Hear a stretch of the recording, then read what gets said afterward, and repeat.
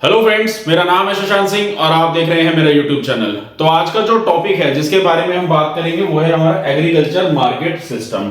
Last video में हम लोगों ने क्या पढ़ा था? Credit and marketing of agriculture. ठीक है, यानी कि हम लोगों ने ये जाना था कि एग्रीकल्चर सेक्टर में किस तरीके से इन्वेस्टमेंट की जाएगी, किस तरीके से बैंकिंग सेक्टर्स के तहत फार्मर्स को लोन दिया जाएगा और उसकी वजह से फिर कैसे रिफॉर्म्स देखने को मिलेंगे, एग्रीकल्चर सेक्टर में प्रोडक्टिविटी देखने को मिलेगी। तो हमारा चैप्टर है ना रूरल डेवलपमेंट। तो डेवलपमेंट में क्या है? एग्रीकल्चर जो रूरल एरिया है वहां पे एग्रीकल्चर है, एग्रीकल्चर को बढ़ावा देना है तो उसके लिए स्कीम्स लाई जाएंगी बैंक के थ्रू। ठीक है, तो वो सारी चीजें हम लोगों ने पढ़ी थी। अब इस वीडियो में यहां से हम लोगों का जो टॉपिक है ना agriculture market structure, agriculture market system, मैं स्ट्रक्चर बोल गया, सिस्टम। तो यहाँ पे एग्रीकल्चर की मार्केट के बारे में बात कर रहे हैं, यानी कि अभी तक हम लोग अगर बाकी चीजों के बारे में बात करें, जैसे हम लोग बात करें मोबाइल फोन के बारे में, टीवी, लैपटॉप्स, ये जितनी भी चीजें इकोनॉमी में बनती हैं ये मैन्युफैक्चरिंग का पार्ट होती है, लेकिन इनका एक स्ट्रक्चर्ड वे है। इनकी एक मार्केट, कुछों की मोनोपोली होती है, कहीं पे कंपटीशन होता है, तो इनकी खुद की अपनी एक एसोसिएशन होती है जिसके तहत मार्केट के प्राइस सेट होते हैं।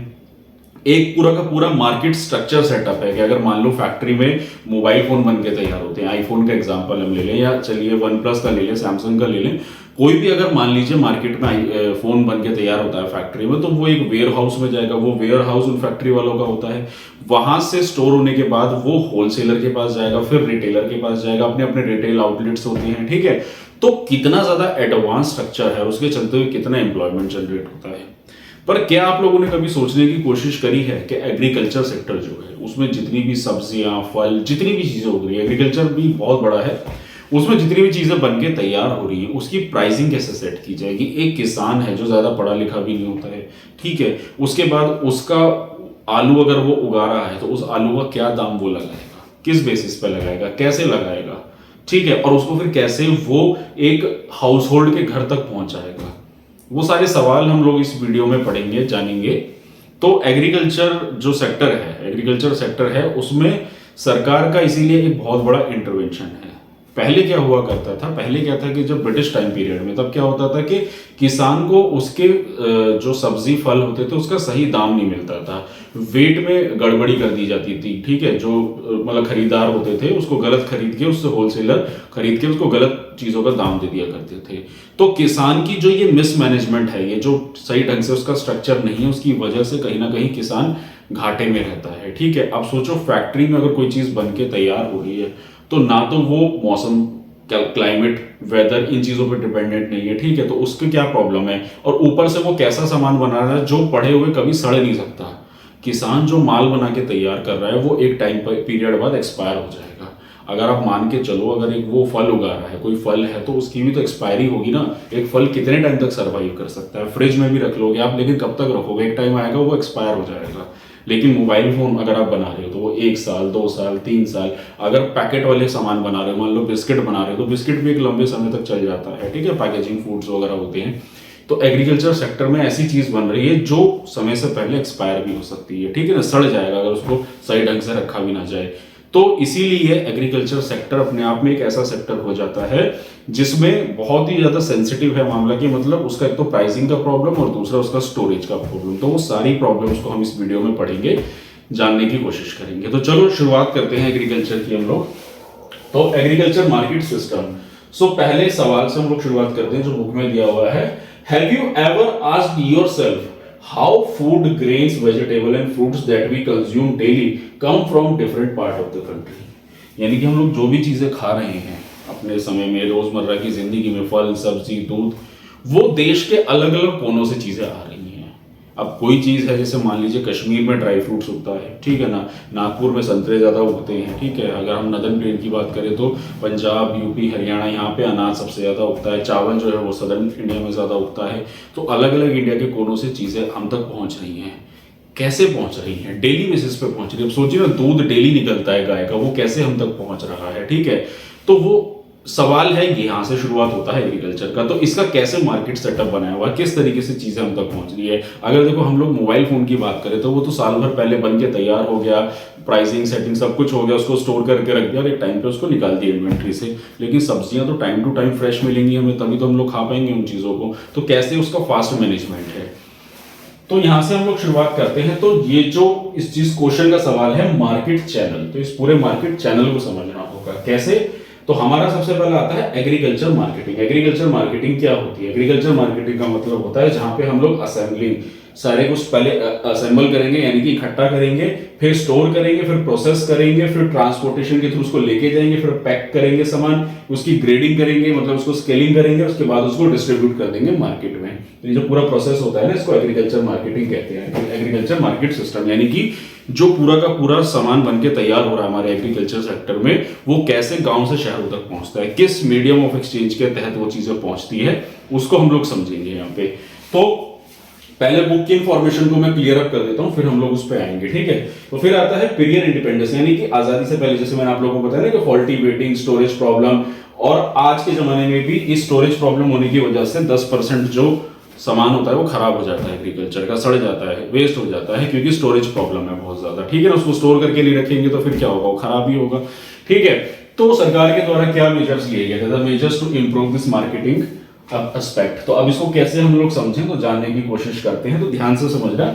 Step 1, regulation of market, transparent and orderly, 27,000 mandis market. तो मंडी वर्ड आप लोगों ने अक्सर सुना होगा। तो ये जो मार्केट बार बार आप लोग वर्ड सुन रहे हो ना, इसका मतलब होता है जो मंडियां सेटअप की जाती है। अब ये मंडियां कैसे सेटअप की जाती है? तो देखिए होता क्या है, जिस भी जिले में या जिस भी एरिया में आपका मतलब एग्रीकल्चर सेक्टर है, ठीक है, एग्रीकल्चर सेक्टर होता है। जैसे मान लीजिए कोई विलेज है, उस विलेज में क्या है कि वहां पे एग्रीकल्चर हो रहा है, ठीक है। तो वहां के किसान क्या करेंगे, वो जिस भी विलेज से बिलोंग करते हैं वो एक डिस्ट्रिक्ट में आएगा, उस डिस्ट्रिक्ट की अपनी एक मंडी होती है, ठीक है। उस मंडी में वो सारे किसान अपना बैलगाड़ी में, ट्रक में लोड करके सामान वहां लेके जाते हैं, ठीक है। उसके बाद जब वहां सामान लेके जाया जाता है तो वहां पे फिर उसकी प्राइसिंग सेट की जाती है, उसका दाम लगता है, बोली लगती है, उस प्राइस पे किसान अपना सामान उस मंडी में बेचता है। अब वो जो मंडी होती है वो सरकारी मंडी है, जो सरकार के द्वारा अलॉट की जाती है। सरकार के द्वारा उसमें एजेंट्स होते हैं जो उसमें काम करते हैं, ठीक है। कुछ सरकारी मुलाजिम भी मिलेंगे जो उस मंडी में काम करते हैं, और कुछ एजेंट्स होते हैं, ब्रोकर, जो इस मंडी में पूरा इस मैनेजमेंट को, इस डिस्ट्रीब्यूशन सिस्टम को चलाते हैं, ठीक है, उस मंडी के तहत। तो अगर आप लोग अपने घर के बाहर कभी भी निकले, हर एक डिस्ट्रिक्ट में आपको एक मंडी जरूर मिलेगी, ठीक है ना। तो जो मंडी होती है, जैसे मैं दिल्ली में रहता हूं, तो दिल्ली में यहाँ पे आजादपुर मंडी बताई जाती है, सबसे बड़ी मंडी होती है हमारे यहाँ, जो नॉर्थ दिल्ली में है, ठीक है।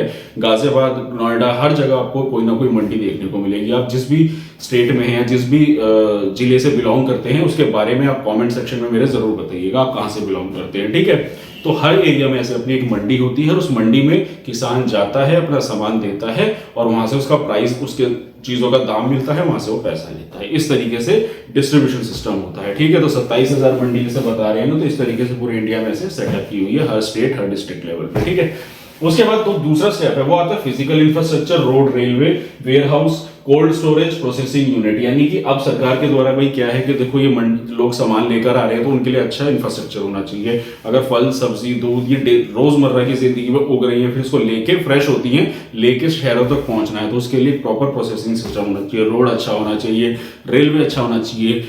अब यहाँ पे सवाल आता है कि इकोनॉमी में इंफ्रास्ट्रक्चर अच्छा होना क्यों जरूरी है? तो उसका जवाब ये है कि अगर इकोनॉमी में सड़कें अच्छी होंगी, फ्लाईओवर्स अच्छे होंगे, ट्रैफिक जो हमारे देश का सबसे बड़ा मुद्दा है, अगर ट्रैफिक अच्छा क्लियर होगा तो फास्ट इकोनॉमी रन करेगी, तो तभी तो चीजें जल्दी शहरों तक पहुंच चुकेंगी, जल्दी पहुंचेंगी तो जल्दी चीजें सप्लाई होंगी, ट्रैफिक होगा तो चीजें खराब ज्यादा हो जाएंगी, रास्ते में पहुंच नहीं पाएंगे सही टाइम से। तो इसीलिए ये सारा इंफ्रास्ट्रक्चर सेटअप किया जाता है ताकि चीजें सही टाइम से पहुंच सके। गाँव को शहर से जोड़ना क्यों इतना ज्यादा जरूरी है? वो इसीलिए जरूरी है कि एग्रीकल्चर सेक्टर से चीजों का सही टाइम पे पहुंचेंगी, तभी तो चीजें लोगों तक पहुंच पाएंगी, ठीक है ना।